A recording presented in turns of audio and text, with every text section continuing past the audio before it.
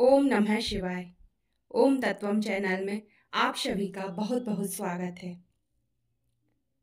आज मैं आप सभी के साथ एक बहुत ही रोमांचकारी विषय साझा करने जा रही हूँ। इस भागदौड़ भरे जीवन में हम सभी के साथ कई प्रश्न हमारे आसपास मंडराते रहते हैं। कभी हमारे भविष्य को लेकर, कभी बच्चों को लेकर, कभी शादी ब्याह, कभी नौकरी, कभी स्वास्थ्य को लेकर। और इन प्रश्नों के उत्तर जानने के लिए हम कभी ज्योतिषी के पास जाते हैं, कुंडली दिखाते हैं, हाथ दिखाते हैं, कभी किसी साधु के पास तो कभी किसी तांत्रिक के पास चले जाते हैं। फिर भी हमें हमारे प्रश्नों के सटीक उत्तर नहीं मिल पाते। लेकिन श्री रामचरितमानस में हमें हमारे हर एक प्रश्न का उत्तर तुरंत और सटीक प्राप्त हो जाता है। श्री रामचरितमानस पुस्तक में सबसे आखिरी के पृष्ठों पर श्री राम सलाह का प्रश्नावली दी हुई है। उसका उपयोग करके आप अपने हर एक प्रश्न का उत्तर सटीक और तुरंत प्राप्त कर सकते हैं। वैसे तो मानस अनुरागी महानुभावों को श्री राम सलाह का प्रश्नावली का विशेष परिचय देने की कोई आवश्यकता मुझे प्रतीत नहीं होती। उसकी महत्ता एवं उपयोगिता से प्राय सभी मानस प्रेमी परिचित होंगे ही। श्री राम सलाह का प्रश्नावली से प्रश्नोत्तर निकालने की विधि तथा उसके उत्तर फलों का उल्लेख मैं आगे करने जा रही हूं। मेरे चैनल पर यदि आप नए हैं तो प्लीज मेरे इस चैनल को सब्सक्राइब कर लाइक कर दीजिए और कमेंट में जय श्री राम अवश्य लिख दें, जिससे मेरा उत्साहवर्धन होगा। आइए शुरू करते हैं। श्री राम सलाह का प्रश्नावली का उपयोग कैसे करते हैं। इस राम सलाह का प्रश्नावली के द्वारा जिस किसी को जब कभी अपने अभीष्ट प्रश्न का उत्तर प्राप्त करने की इच्छा हो तो सर्वप्रथम उस व्यक्ति को भगवान श्री रामचंद्र जी का ध्यान करना चाहिए। तदंतर श्रद्धा विश्वास पूर्वक मन में अभीष्ट प्रश्न का चिंतन करते हुए अपने प्रश्न को मन में विचारते हुए राम सलाह का प्रश्नावली में जो खाने दिए हुए हैं उनमें अपनी उंगली आंख बंद करके रख देना चाहिए और उस कोष्टक में जो अक्षर आया हो उसे अलग किसी कोरे कागज या स्लेट पर लिख लेना चाहिए। प्रश्नावली के कोष्टक पर भी ऐसा कोई निशान लगा दें जिससे न तो प्रश्नावली गंदी हो और न प्रश्नोत्तर प्राप्त होने तक हम वह कोष्टक भूलें। अब जिस कोष्टक का अक्षर लिख लिया है उससे आगे बढ़ना चाहिए, यानी जहां हमारी उंगली रखी है उससे आगे गिनना आरंभ करते हैं। जिस कोष्टक पर उंगली रखी है उसके 90 कोष्टक में जो अक्षर पड़े उसे भी लिख लेना चाहिए। इस प्रकार प्रति 90 अक्षर को क्रम से लिखते जाना चाहिए और तब तक लिखते जाना चाहिए जब तक उसी पहले कोष्टक के अक्षर तक उंगली अथवा सलाका दोबारा न पहुंच जाए।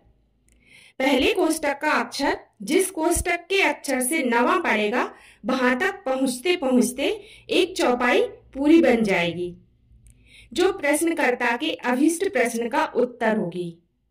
यहाँ इस बात का ध्यान रखना चाहिए कि किसी किसी कोष्टक में केवल आ की मात्रा और किसी किसी कोष्टक में 2-2 अक्षर हैं। अतः गिनते समय न तो मात्रा वाले कोष्टक को छोड़ना चाहिए और न 2 अक्षर वाले कोष्टक को 2 बार गिनना चाहिए। जहां मात्रा का कोष्टक आवे वहां पूर्व लिखित अक्षर के आगे मात्रा लगा देनी चाहिए और जहां 2 अक्षरों वाला कोष्टक आवे वहां दोनों अक्षर एक साथ लिख लेना चाहिए। अब उदाहरण के तौर पर इस राम सलाह का प्रश्नावली से किसी प्रश्न के उत्तर में एक चौपाई निकाल दी जाती है। किसी ने भगवान श्री रामचंद्र जी का ध्यान करते हुए अपने प्रश्न का चिंतन करते हुए यदि प्रश्नावली के इस चिन्ह से संयुक्त माँ वाले कोष्टक में उंगली या सलाका रखी और वह ऊपर बताए क्रम के अनुसार अक्षरों को गिन गिन कर लिखता गया तो उत्तर स्वरूप यह चौपाई बन जाएगी। होइए सो सोई राम रचि राखा, को करि तर्क बड़ा वही शाखा। यह चौपाई बालकांड अंतर्गत शिव और पार्वती के संवाद में है।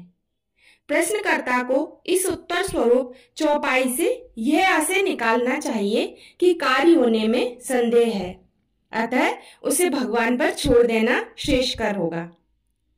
इस चौपाई के अतिरिक्त रामसला का प्रश्नावली से 8 चौपाइयां और बनती हैं। उन सबका स्थान और फल सहित उल्लेख मैं आपके साथ में आगे कर रही हूँ। दूसरी चौपाई, सुरसिय सत्य आशीष हमारी, पूजहि मन कामना तुम्हारी। यह चौपाई बालकांड में श्री सीता जी के गौरी पूजन के प्रसंग में है। गौरी जी ने श्री सीता जी को आशीर्वाद दिया है। यदि किसी प्रश्नकर्ता के उत्तर में यह चौपाई आई है तो इसका मतलब है प्रश्न बहुत उत्तम है, कार्य सिद्ध होगा। दूसरी चौपाई, प्रविश नगर कीजे सब काजा, हृदय राखी कौशलपुर राजा। यह चौपाई सुंदरकांड में हनुमान जी के लंका में प्रवेश करने के समय की है। भगवान का स्मरण करके कार्य आरंभ करो, सफलता मिलेगी। यदि किसी के प्रश्न के उत्तर में यह चौपाई आई है तो उसका अर्थ है कि भगवान का स्मरण करके कार्य को आरंभ करो, सफलता अवश्य मिलेगी।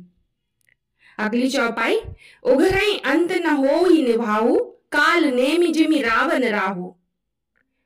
यह चौपाई बालकांड के आरंभ में सत्संग वर्णन के प्रसंग में है। यदि किसी के प्रश्न के उत्तर में यह चौपाई आई है तो इसका मतलब है इस कार्य में भलाई नहीं है, कार्य की सफलता में भी संदेह है।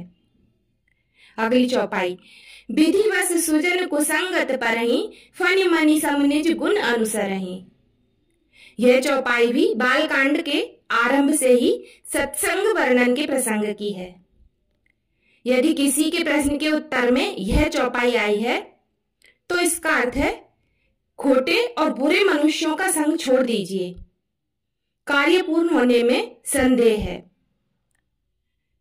छठवीं चौपाई, मुद मंगलमय संत समाजू, जो जग जंगम तीर्थ राजू। यह चौपाई बालकांड में संत समाज रूपी तीर्थ के वर्णन में है। यदि किसी के प्रश्न के उत्तर में यह चौपाई आई है तो इसका मतलब है प्रश्न बहुत उत्तम है, कार्य सिद्ध होगा। सातवीं चौपाई, गरल सुधा रिपु करहि मिताई, गोपद सिंधु अनल सितलाई। यह चौपाई श्री हनुमान जी के लंका में प्रवेश करने के समय की है। यदि किसी के प्रश्न के उत्तर में यह चौपाई आई है तो प्रश्न बहुत श्रेष्ठ है, कार्य सफल होगा। आठवीं चौपाई, वरुण कुबेर सुरेश समीरा, रण सम्मुख धरि काहू न धीरा। यह चौपाई लंका कांड में रावण की मृत्यु के पश्चात मंदोदरी के विलाप के प्रसंग में है। यदि किसी के प्रश्न के उत्तर में यह चौपाई आई है तो इसका मतलब है कार्य पूर्ण होने में संदेह है। नौवीं चौपाई, सुफल मनोरथ होहु तुम्हारे, राम लखन सुनि भये सुखारे। यह चौपाई बालकांड में पुष्प वाटिका से पुष्प लाने पर विश्वामित्र जी का आशीर्वाद है। यदि किसी के प्रश्न में यह चौपाई आई है तो प्रश्न बहुत उत्तम है, कार्य सिद्ध होगा। इस प्रकार रामसला का प्रश्नावली में कुल 9 चौपाइयां बनती हैं, जिनमें सभी प्रकार के प्रश्नों के उत्तर आशय सम्मिलित हैं। तो आप भी इस रामसला का प्रश्नावली का उपयोग कर अपने प्रश्नों के उत्तर प्राप्त कर सकते हैं। बोलिए श्री रामचंद्र भगवान की जय।